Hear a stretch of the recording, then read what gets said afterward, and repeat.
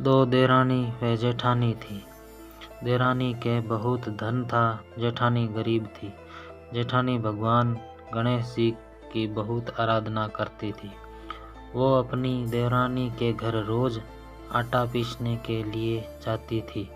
जिस कपड़े से आटा छानती थी वो कपड़ा अपने घर लाकर पानी में धो लेती और अपने पति को घोलकर पिला देती।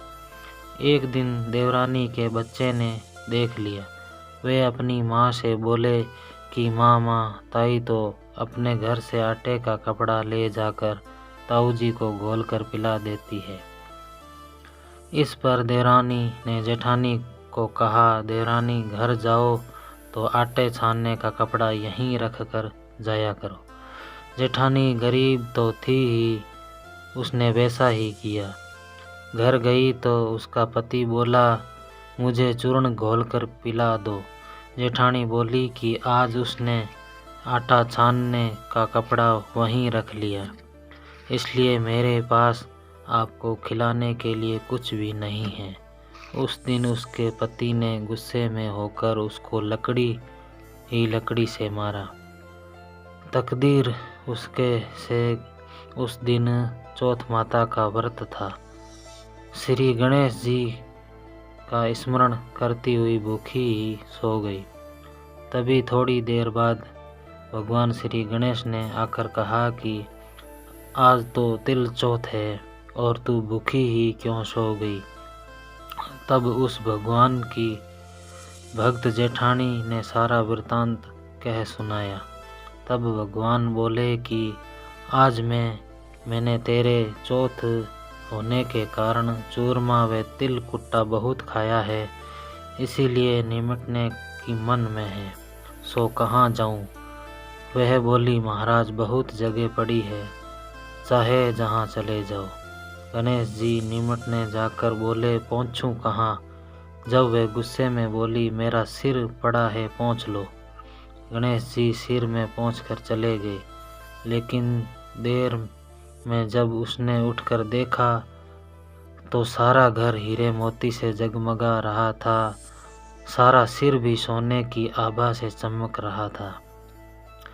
धन को बटोरने में देर हो गई, इसीलिए देरानी के घर नहीं जा सकी। देरानी ने अपने बच्चों को ताई के घर देखकर आने के लिए बोला, ताई क्यों नहीं आई। बच्चों ने आकर देखा तो वहाँ भगवान की कृपा से हीरे मोती का ढेर लगा था। तब बच्चों ने आकर अपनी माता से कहा कि माँ ताई के तो बहुत धन हो गया है। देरानी भागी भागी अपनी जेठानी के पास आई और पूछा कि इतना धन कैसे हुआ। भोली भाली देरानी ने सारी घटना सच सच बता दी। इतनी सुनकर देरानी अपने घर आई और अपने पति से बोली, मुझे लकड़ी से मारो। जेठानी को जेठ जी ने बहुत मारा, इसीलिए उसके बहुत धन हो गया। उसका पति बोला, तू धन की भूखी क्यों मार खाती है। लेकिन वो नहीं मानी और बहुत मार खाकर अपने मकान को खाली करके श्री गणेश जी का स्मरण करके वो सो गई। गणेश जी महाराज आए और कहने लगे, फालतू में मार खाकर खाने वाली, उठ और मुझे बता कि मैं कहाँ निमटने जाऊँ। तब वो बोली, मेरी जेठानी के तो छोटा सा मकान था, मेरे तो बहुत बड़ा मकान है, जहाँ इच्छा हो वहीं चले जाओ। और गणेश जी ने उसे शेर पर पहुंचकर चले गए। थोड़ी देर में उसने उठ कर देखा तो सारा घर सड़ा रहा था और बदबू आ रही थी। तब वो बोली, हे भगवान गणेश जी महाराज, आपने मेरे साथ छल कपट किया। जेठानी को तो धन वैभव किया और मुझे कूड़ा दे दिया। श्री गौरीपुत्र गणेश आए और बोले कि तूने धन की भूखी मार खाई और उसने धैर्य की भूखी मार खाई। देरानी बोली और क्षमा याचना की, हे महाराज, मुझे तो धन नहीं चाहिए, आप अपना समेटो। देरानी ने आधा धन जेठानी को दे दिया, लेकिन वह सुई नहीं दी। तब भगवान बोले कि एक सुई भी जेठानी को दे दो।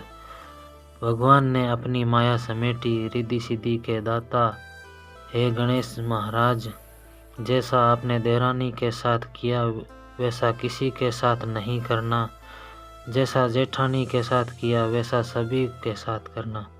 कहने सुनने होकारा भरने वालों की मनोकामना पूर्ण करना। बोलो गणेश जी महाराज की जय, चौथ माता की जय।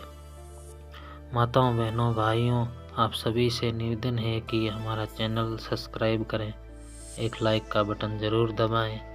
जय श्री कृष्णा, जय श्री